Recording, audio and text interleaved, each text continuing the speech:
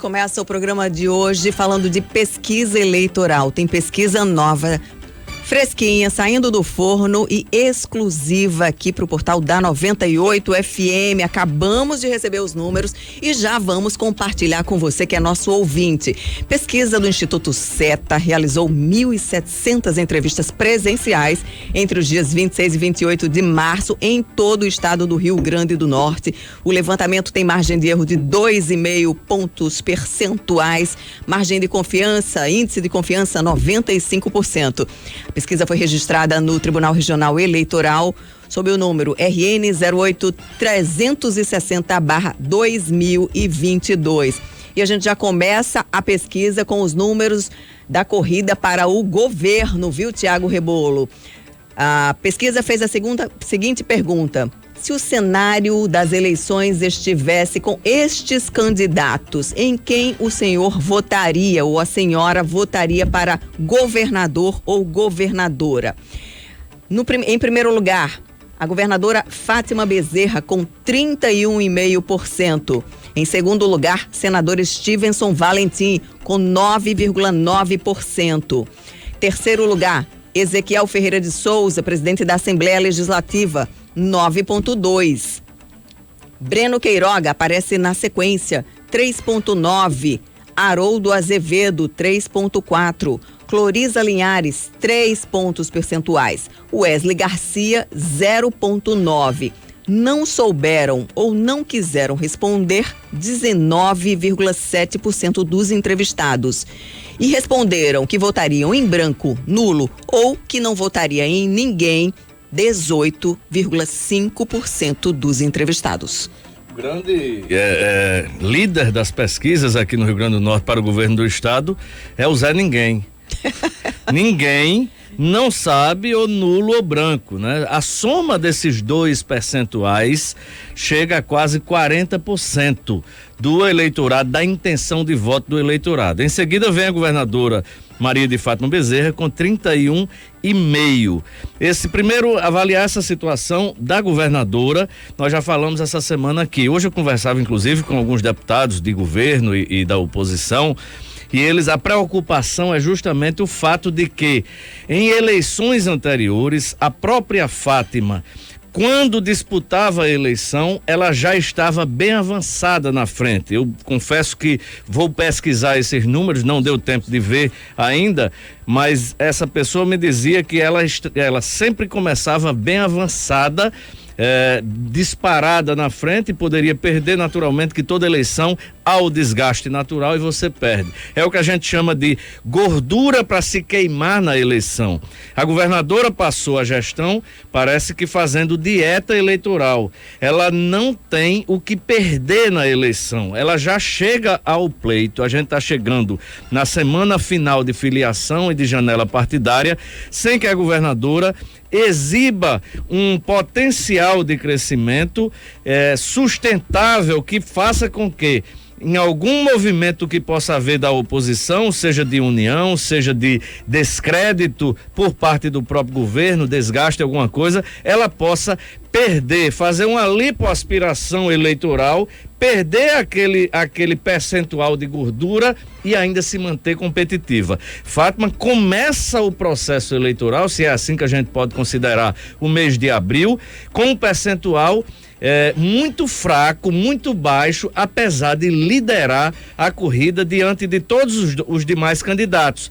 E aí, o que é que os governistas consideram como uma coisa a se comemorar? É o fato de Fátima ter 30, por exemplo, falando em números redondos, e o segundo colocado não passar de 10.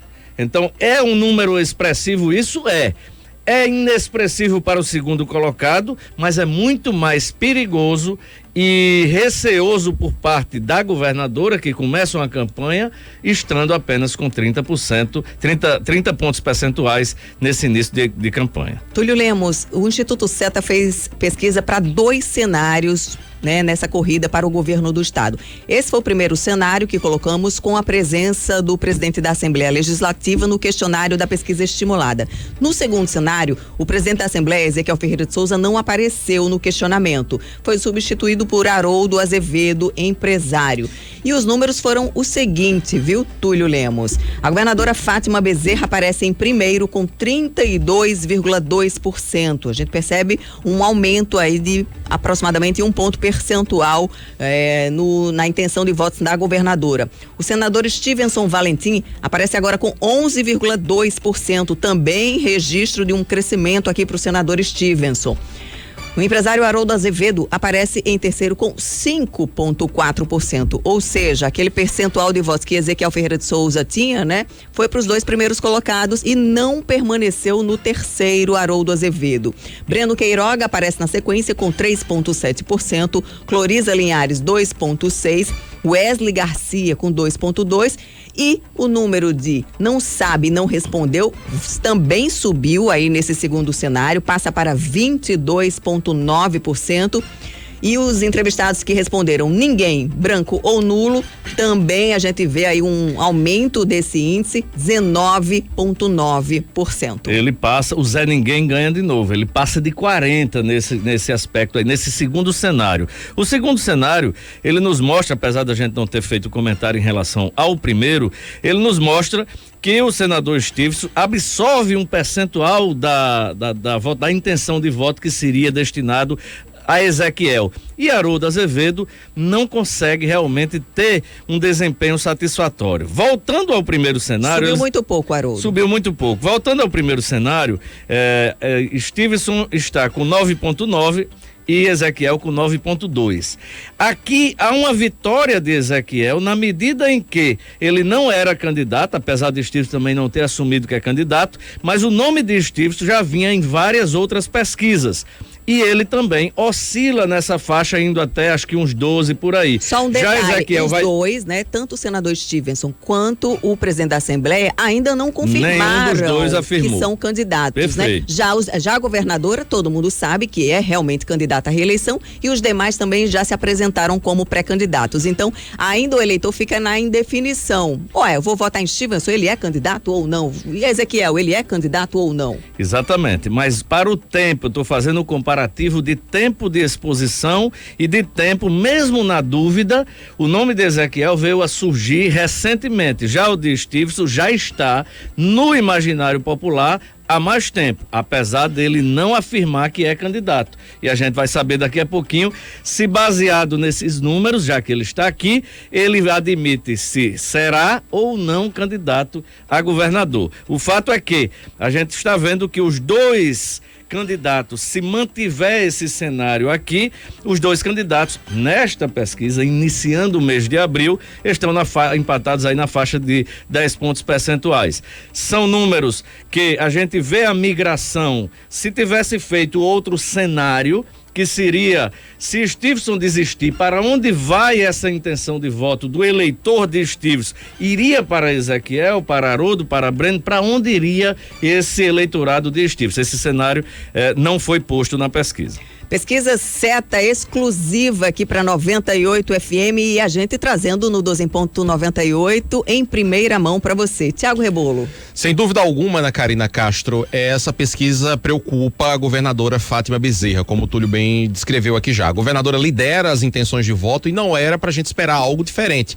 Afinal de contas, ela é a atual governante, ela está no cargo, é a única pré-candidata realmente estabelecida, é quem está percorrendo o estado aí, de posse da estrutura do governo, de posse da caneta. Então é natural que a governadora lidere as intenções de voto nesse momento. Agora, quando a campanha começar de fato, é de se esperar, né, Túlio, que a governadora experimente um decréscimo nas suas intenções de voto. E é justamente a gordura que a governadora não tem para queimar. E esse decréscimo pode ser fatal para Fátima Bezerra. Ela pode perder a eleição por não ter construído essa vantagem no processo da pré-campanha.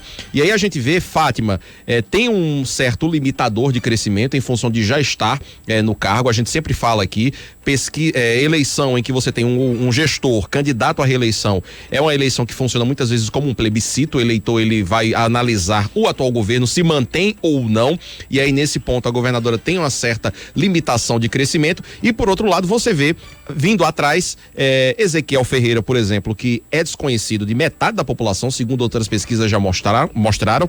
Você vê o senador Stevenson também ali já chegando na casa dos 2 dígitos, mesmo sem dizer que é candidato, mesmo sem fazer campanha, mesmo sem realmente colocar o seu nome à disposição, ainda com algumas indefinições. Sem Ezequiel e Stevenson, sem uma candidatura presidencial forte, robusta, como Fátima tem, que é a candidatura do ex-presidente Lula. Então, eu vejo aí uma fragilidade muito grande nessa liderança da governadora Fátima Bezerra.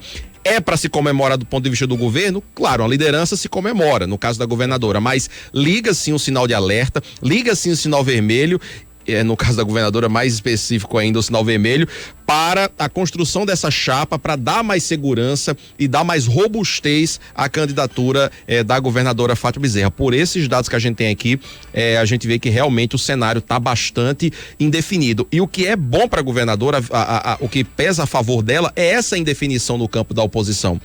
E aí eu me pergunto, se a gente já tivesse um candidato definido nessa oposição, já com campanha lançada, já fazendo campanha contra a governadora, será que o resultado não seria diferente? Alguém que polarizasse realmente com a governadora, a gente poderia ter aí uma disputa muito mais parelha. E esses dados e essa análise que a gente está fazendo aqui, ela vai ser confirmada daqui a pouco também com os números da rejeição.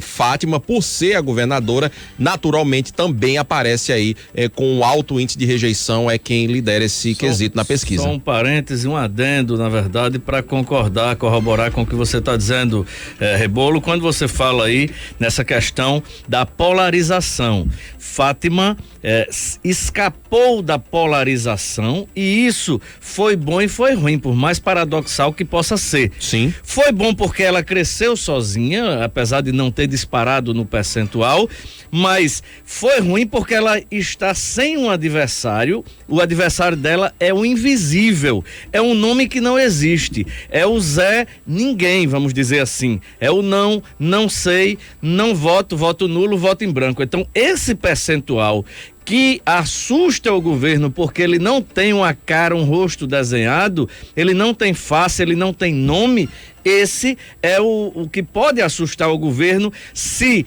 realmente absorver esse sentimento que a oposição estabelece, né? Quando a gente faz aí a soma dos candidatos da oposição mais esses indefinidos, e a gente também precisa colocar o seguinte: os indefinidos, eles são indefinidos para os dois lados. Eles não são indefinidos somente para quem não quer votar em Fátima. Para todos. Para todos. Os dois lados que eu digo é oposição e governo. Candidatos. E é mais difícil que vá para o lado do governo, porque é a candidatura que já está estabelecida. Exatamente isso. Mas vamos ver a questão da rejeição para a gente discutir outros pontos fortes aí em relação a isso. Lembrando, Ana Karina, que os números da pesquisa SETA, que é divulgada aqui em primeira mão pela 98 FM, também já estão disponíveis lá no portal da 98 FM. Você que está chegando agora, quer acessar na íntegra aí os números que a gente tá dando, à medida que a gente vai divulgando aqui, os números vão sendo divulgados no portal da 98. Então já estão lá para você acessar os dados da disputa para o governo do estado, nos dois cenários que a gente apresentou aqui, e daqui a pouquinho também já vai estar entrando aí os dados para presidente de rejeição. Então acesse aí 98fmnatal.com.br para você também ir acompanhando os números da pesquisa junto com a nossa transmissão aqui no 12 em Ponto. Daqui a pouquinho a gente traz os números para a corrida presidencial. Vamos continuar falando do cenário estadual. Eu trago agora os números da rejeição entre os candidatos. A pesquisa perguntou em quais desses candidatos o senhor ou a senhora não votaria de jeito nenhum para governador.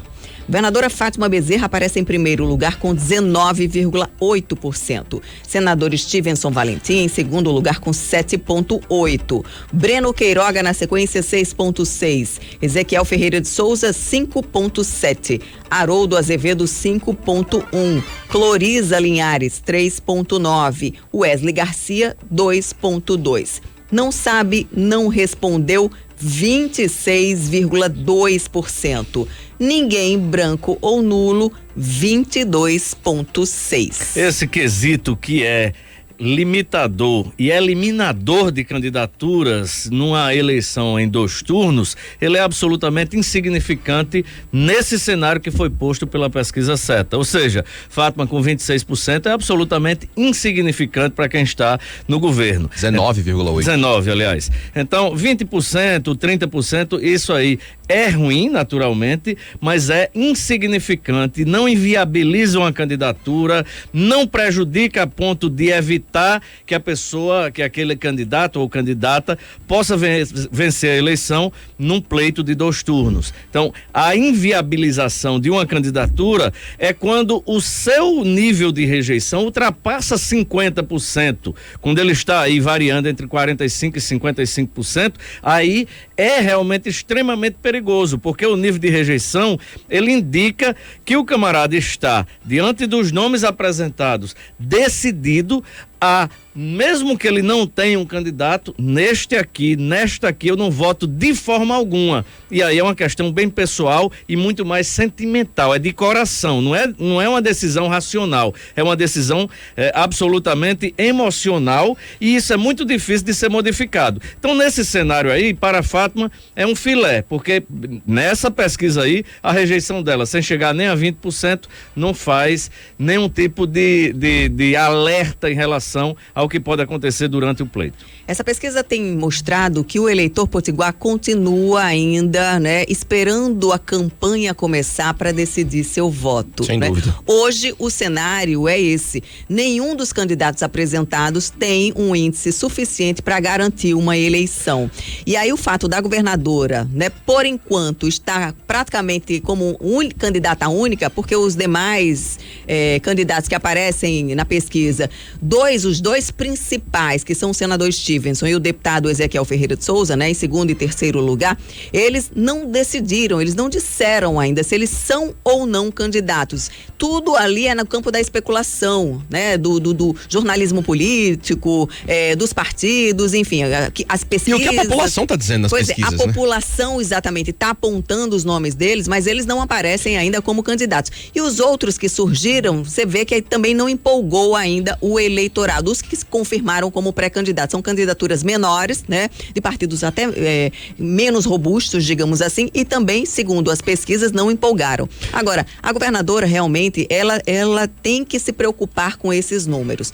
Primeiro porque os números dela não são parecidos, por exemplo, com o do presidente Lula, que daqui a pouquinho a gente vai divulgar os números para a corrida presidencial. Então, o eleitorado de Lula parece que não está tão disposto assim a votar também em Fátima Bezerra para continuar o governo. Outra coisa, a governadora, durante todo esse mandato, né, durante todo o seu governo, ela teve muito pouca oposição. O presidente da Assembleia Legislativa, que é um provável candidato adversário pela oposição, colaborou com o governo praticamente os 4 anos, né? A bancada da governadora na Assembleia é uma bancada majoritária. E se a campanha começar e, por exemplo, Ezequiel confirmar que é pré-candidato, ontem mesmo ele filiou metade da Assembleia Legislativa ao partido dele. Então a governadora aí sim vai passar a ter uma oposição, pessoas que vão apontar as falhas do governo dela, e o que Túlio disse, ela não tem essa gordura toda para queimar. Vai ter que atrelar o voto ao do presidente Lula e torcer para que o eleitorado aceite casar esse voto. Só alguns pontos rapidamente, Túlio, antes de você falar. O Alisson Almeida está aqui no chat me criticando, né? O jornalista está prevendo que Fátima vai ter um decréscimo. Isso é análise ou é torcida? O que eu quis dizer é o seguinte: é natural que Fátima esteja na frente por ser atual governante, por ser praticamente a única que está com a candidatura estabelecida. É normal que quando o processo eleitoral começar, ela seja atacada, começam a apontar problemas do governo, e é natural que ela experimente aí, nesse caso, um aumento de sua rejeição e possa ter um decréscimo sim nas intenções de voto. É nesse sentido que eu tô falando, ela vai ter adversário, algo que ela não está tendo no cenário atual. Exatamente. Foi nesse sentido que eu falei. Com relação, Ana Karina, só um ponto, você falou aí, ontem o presidente da Assembleia filiou metade ao partido dele. Também não significa que os 12 vão fazer oposição a Fátima, não. Aliás, você tem aí nesse grupo do PSDB... Mas eu falei só PSDB, a gente ainda tem Solidariedade, que é a oposição, né? Tem mas a bancada da governadora também ainda é majoritária na Assembleia, mesmo com esses deputados no PSDB, você tem lá deputados que são governistas ferrenhos lá, então lá por conveniência e por cálculo de nominata para conseguir a eleição em outubro, não é por questão de identificação necessariamente com a oposição, né? O PSDB só consolidou com as filiações novas a sua característica de anfíbio, a sua característica de cobra de duas cabeças. Uma cabeça morde no governo e outra cabeça na oposição. E o eleitor, ele pensa diferente no sentido da eleição proporcional e da eleição majoritária. Isso aí, uma coisa, o fato de o PSDB estar forte na eleição para deputado estadual não significa exatamente que isso será determinante para a disputa para o governo do estado. E só fechando mesmo, Túlio, agora tem um outro elemento que inclusive o Reginaldo Miguel pontua aqui no chat no YouTube, e eu acho que é relevante, pode ser relevante sim, e será, eu acho relevante, e pode ser determinante na disputa para o governo do estado. O ex-presidente Lula tem uma ampla vantagem sobre o presidente Jair Bolsonaro, e apesar de hoje esse voto não estar casado, pode vir a ficar casado. Um pedido de voto vindo de Lula é muito mais forte do que um pedido da própria Fátima. Então, na hora que Lula vier ao estado, por exemplo, fizer campanha, andar colado com Fátima, ela pode casar parte desses votos e aí também compensar, digamos assim, essa rejeição que vai ter a ela na sobre campanha. Essa situação do posicionamento de Lula em relação a Fátima, quando a gente ouvir aí os números da presidencial. Só fazendo um registro dessas filiações, Rebolo, nós temos aí 4 novos ambientalistas, eu não conhecia, né? O deputado Vivaldo Costa é o novo ambientalista do estado, se filiou no PV. George Soares agora é ambientalista. Quem mais? Diane e Hermano Moraes, são os novos ambientalistas.